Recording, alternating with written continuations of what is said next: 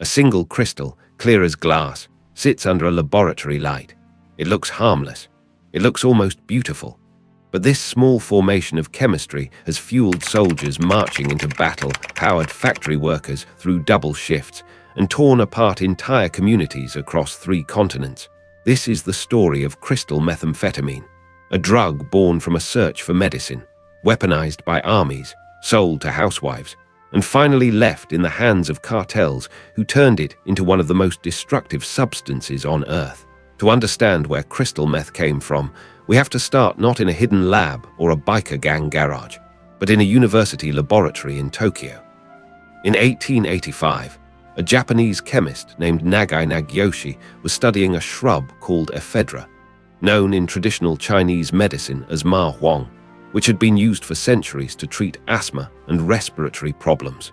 Nagai isolated the active compound from the plant and named it ephedrine. It was a breakthrough in pharmacology, but Nagai was not finished. 8 years later, in 1893, he took ephedrine one step further and synthesized a new compound from it. That compound was methamphetamine. At first, methamphetamine existed only as a laboratory curiosity, a molecule with no clear commercial purpose. Ephedrine itself went on to become an important pharmaceutical ingredient, used for decades afterward in treatments for asthma and nasal congestion. But the compound Nagai had derived from it sat largely unexplored for almost 3 decades. In 1919, another Japanese chemist, Akira Ogata, developed a method to reduce ephedrine using red phosphorus and iodine. The result was crystalline methamphetamine, a form of the drug that could be dissolved in water and injected directly into the bloodstream, far more potent per dose than the powdered amphetamine already circulating in medical circles. This was the birth of crystal meth, as the world would eventually come to know it, decades before it ever touched American soil. This discovery sat largely unused for years, known mostly within scientific and pharmaceutical circles. It took a different kind of crisis to unleash methamphetamine on the world, and that crisis was war. In 1938, a German pharmaceutical company called Temler Werk began manufacturing a methamphetamine pill under the brand name Pervitin. The chief pharmacologist behind the drug, Fritz Hausgeld, marketed it as a stimulant that could combat fatigue, sharpen focus, and boost confidence. It was sold over the counter in Germany, and civilians took it the way people today might take an energy drink or a strong cup of coffee. Office workers used it to get through long days. Students used it to cram for exams. But it was the German military that saw the drug's true potential. As Nazi Germany prepared for the invasion of Poland and later France, military doctors began testing Pervitin on soldiers to see if it could keep them awake and alert for extended periods without sleep. The results convinced high command. During the Blitzkrieg campaigns of 1939 and 1940, millions of Pervitin tablets were distributed to German troops. Soldiers called them Panzerskokolade, or tank chocolate, and Stuka pilots relied on them to fly mission after mission with almost no rest. Historians studying the era have pointed to methamphetamine as one of the hidden engines behind the speed of the German advance through the Low Countries and France, allowing soldiers to march and fight for days at a stretch. The drug was not without cost, even in the eyes of the military that relied on it. As the war dragged on, medical officers reported soldiers collapsing from exhaustion once the effects wore off, along with signs of addiction and dangerous overconfidence in battle. By 1940 and 1941, German military health authorities issued internal warnings and began restricting how freely Pervitin could be distributed, though the drug was already deeply embedded in the culture of the front lines. Some historical accounts also suggest that stimulant injections were part of the regimen administered to Adolf Hitler in the later years of the war by his personal physician, though the exact composition of those treatments remains debated. Germany was not alone in turning to stimulants during the war. British and American forces issued Benzedrine, an amphetamine rather than methamphetamine, to their own troops to combat fatigue on long bombing runs and extended combat operations. Across the world, in Japan, the military and industrial sectors were doing something remarkably similar with the very drug that Japanese chemists had invented decades earlier. Methamphetamine, sold under the brand name Philipon, was distributed to Japanese soldiers, kamikaze pilots preparing for their final missions, and factory workers producing weapons and equipment around the clock. The drug that had started as a scientific curiosity in a Tokyo laboratory had become fuel for a global war machine. When the war ended in 1945, the consequences of this wartime experiment did not disappear. They simply changed shape. Japan was left with massive military stockpiles of Philipon that no longer had a war to feed, and rather than destroy the surplus, pharmaceutical distributors released it onto the open civilian market. For a population exhausted by war, facing food shortages, unemployment, and the trauma of defeat, meth was suddenly cheap, legal, and everywhere. It was sold in pharmacies without a prescription, injected by factory workers trying to meet post-war production quotas, and used by students and writers looking for focus during long hours of work. Between the late 1940s and early 1950s, Japan experienced what many historians consider the first true methamphetamine epidemic in modern history. Estimates from the period suggest that hundreds of thousands, and by some counts over 1 million, Japanese citizens were using the drug regularly.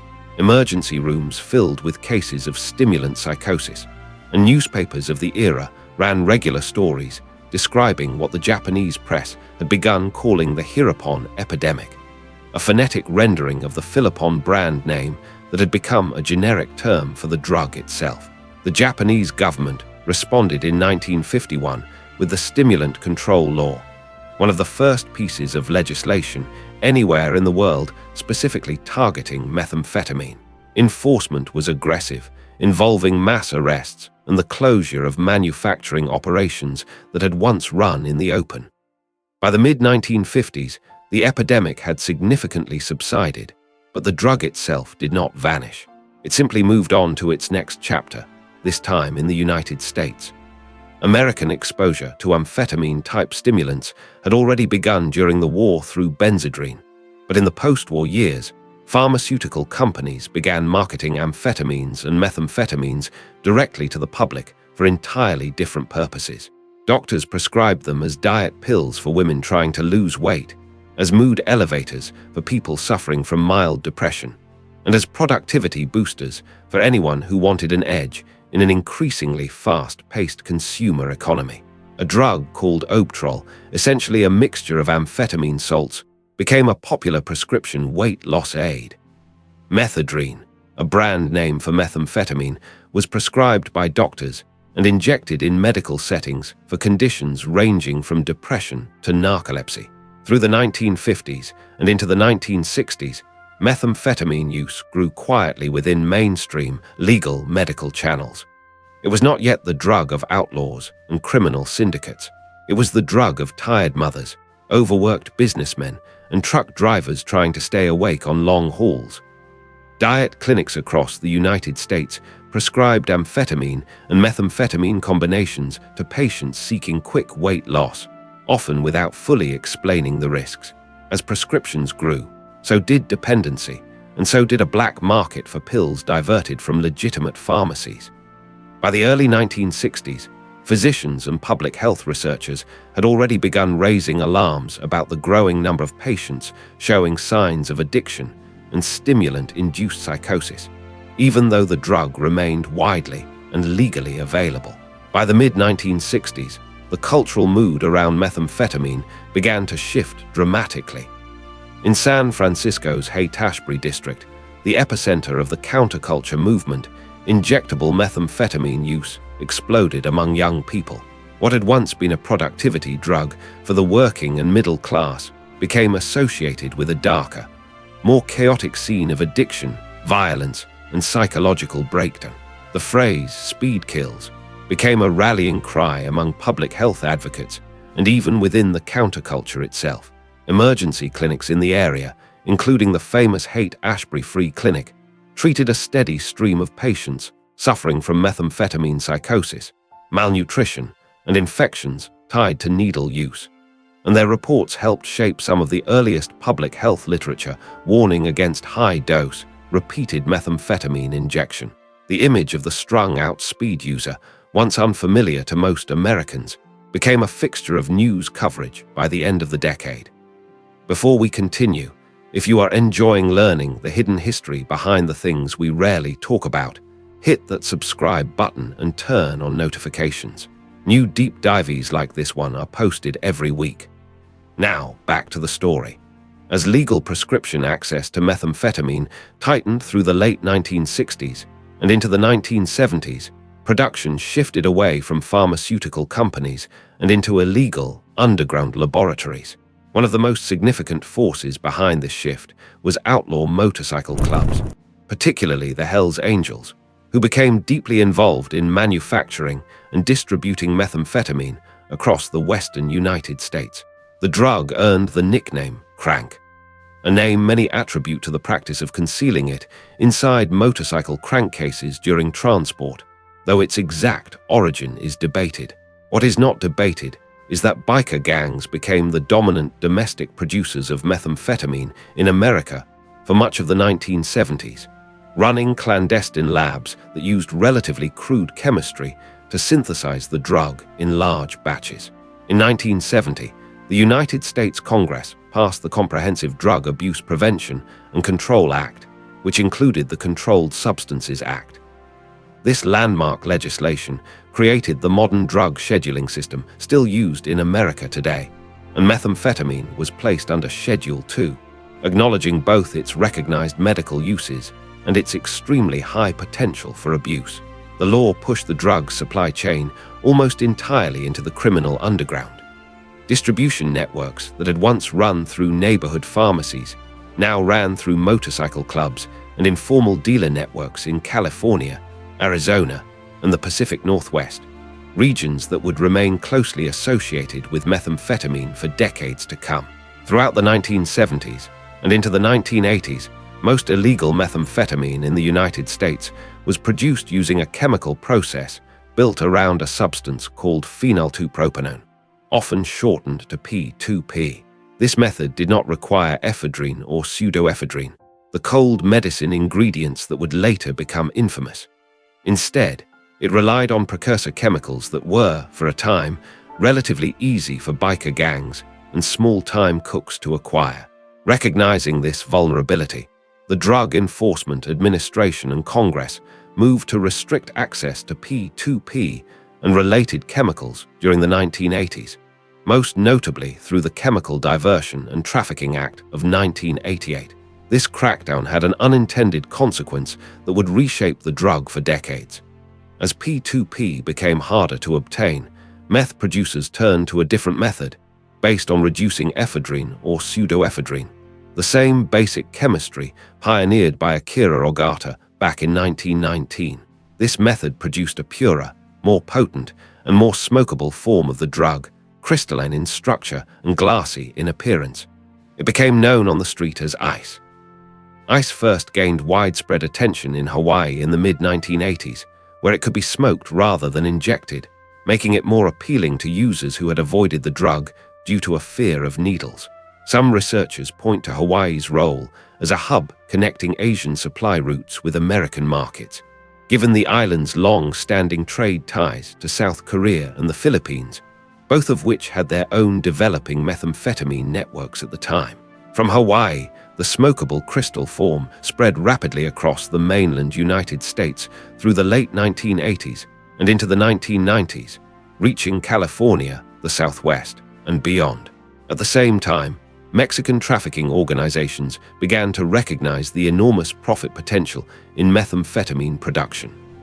Unlike cocaine, which required coca plants grown almost exclusively in South America, methamphetamine could be manufactured anywhere there was access to the right chemicals. Mexican organizations began importing bulk pseudoephedrine, often diverted from legitimate pharmaceutical supply chains in Asia and elsewhere, and building large-scale production operations. By the mid-1990s, these organizations were producing methamphetamine at a volume that far outpaced what American biker gangs and small domestic cooks could manage.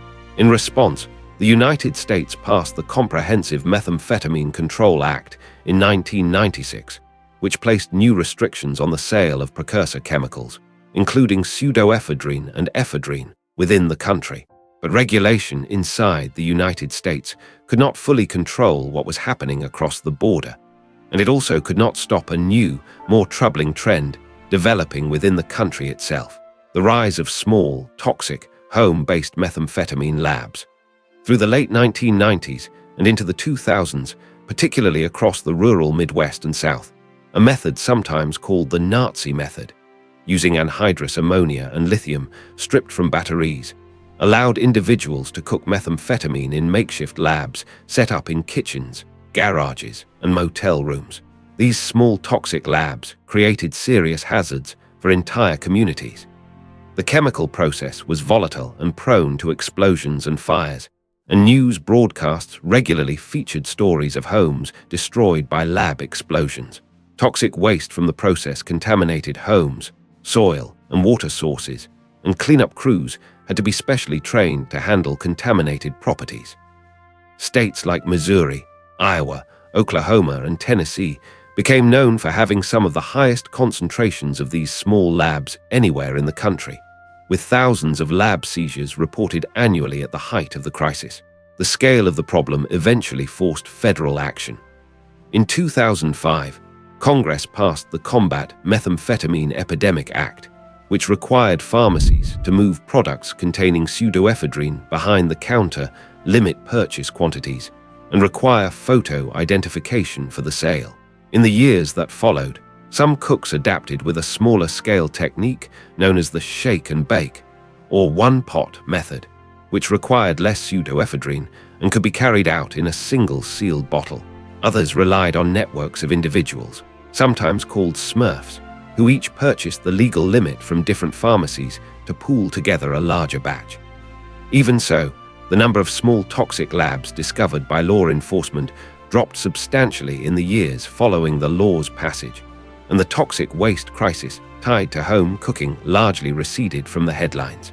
But cutting off the domestic small lab supply did not end the methamphetamine trade in America.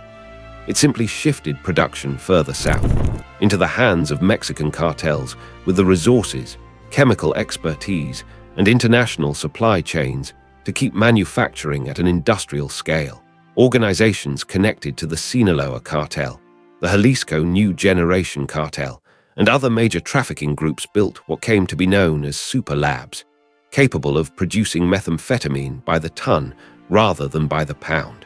These operations largely abandoned pseudoephedrine altogether, returning to and refining the older P2P method using phenylacetic acid and related precursor chemicals sourced from chemical suppliers, often originating in China and shipped to Mexico through trade routes regulators struggled to monitor. The shift to industrial-scale production by Mexican organizations through the 2010s had a dramatic effect on the American drug market. Purity levels of methamphetamine reaching the United States climbed to levels rarely seen in earlier decades, often exceeding 90% purity by the time it reached street level. At the same time, prices for the drug fell sharply, making high-purity crystal methamphetamine more accessible and more affordable than it had been at almost any point in its history. What had once required a home lab, dangerous chemicals, and constant risk of explosion could now simply be trafficked across the border in bulk, already refined into its purest and most potent crystalline form.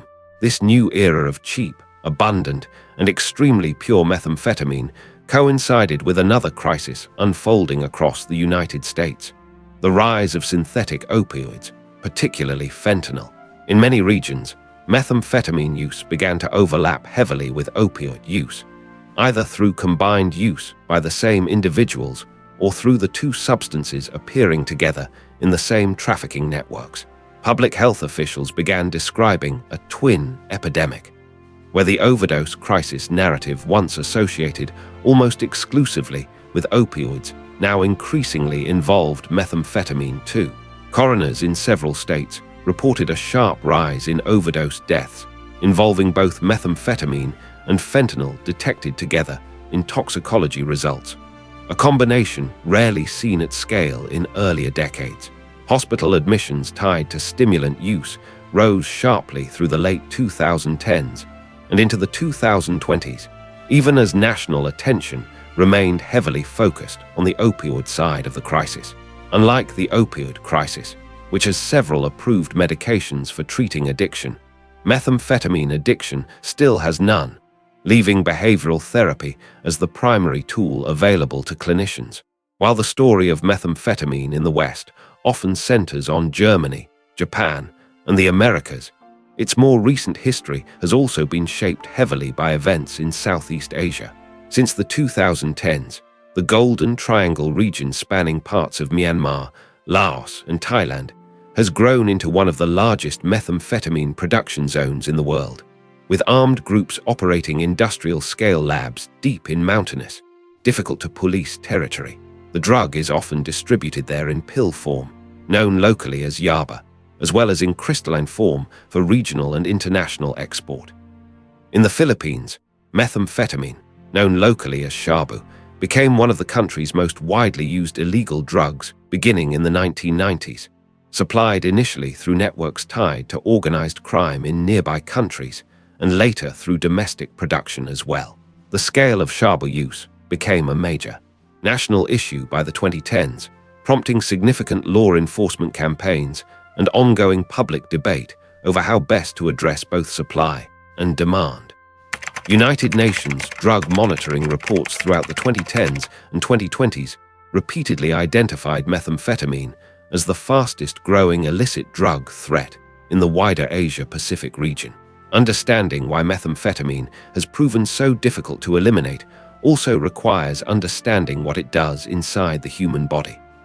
The drug works primarily by flooding the brain with dopamine, the chemical most closely associated with pleasure and reward, while also triggering the release of norepinephrine, which drives the intense alertness users describe. Unlike naturally occurring dopamine, which is quickly reabsorbed by the brain, methamphetamine blocks that reabsorption process, allowing dopamine to remain active far longer than normal. Repeated use gradually damages the receptors responsible for feeling pleasure in ordinary daily life, which helps explain why long-term users often describe a growing inability to feel satisfaction from anything other than the drug itself, and why the path back from addiction is so difficult even when a person genuinely wants to quit. Today, more than a century after Nagai Nagyoshi first synthesized methamphetamine in a Tokyo laboratory, and more than 100 years after Akira Ogata first crystallized it into the form the world now recognizes, crystal meth remains one of the most widely used and destructive illicit substances on the planet. It has been a wartime stimulant handed to soldiers marching into battle. It has been a legal pharmaceutical sold to housewives and truck drivers. It has been the product of outlaw biker gangs cooking batches in makeshift labs, and it has been refined into an industrial commodity produced by cartels at a scale its original inventors could never have imagined. Its history spans nearly every continent, touching Japan, Germany, the United States, and Mexico in turn, each region reshaping the drug to fit its own economy, its own war, or its own criminal underworld. The story of crystal methamphetamine is in many ways the story of the 20th and 21st centuries themselves. A story of scientific discovery twisted by war, exploited by industry, criminalized by law, and shaped by an endless battle between regulation and the underground markets that always seem to find a way around it. Each time authorities closed one door, whether by restricting a precursor chemical, banning a manufacturing method, or shutting down a supply route, the trade adapted and kept moving. What began as a single molecule isolated from a shrub in a Japanese laboratory has traveled through battlefields, pharmacies, biker clubhouses, rural kitchens, and cartel super labs to become one of the defining drugs of the modern era. And its long, complicated history is still being written today.